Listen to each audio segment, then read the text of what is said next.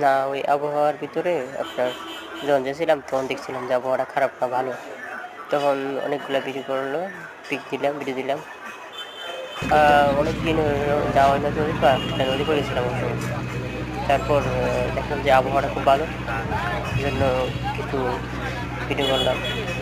হ্যাঁ। এখানে আমরা অনেক আসছি, এখানে আসছিলাম বলতে কি আপনার ২ জন, আমরা ৩ জন আসছিলাম। এখন এপারে হচ্ছে আপনার মাতাপুরে আর ওপারে হচ্ছে অন্য একটা জেলা হইলো আপনার কেরানীগঞ্জ। ঢাকার বাইরে সম্ভবত জায়গাটা।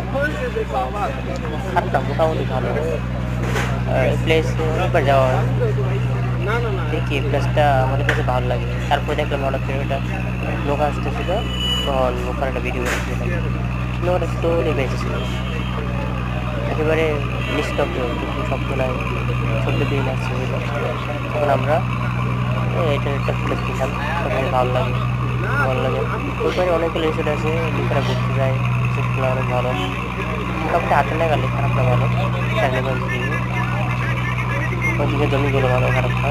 নদীর সাথে তো উর্বর জমি, ফসল বাড়িতে ভালো হয়। তো আমরা প্রায় সময় যাই। ওই দিনে ওইদিকে গেলাম, ভিডিও করলাম, ভালো লাগছিল। যে আপনারা যাবেন, আপনাদের দাওয়াত রইল। ঠিক আছে, আসবেন।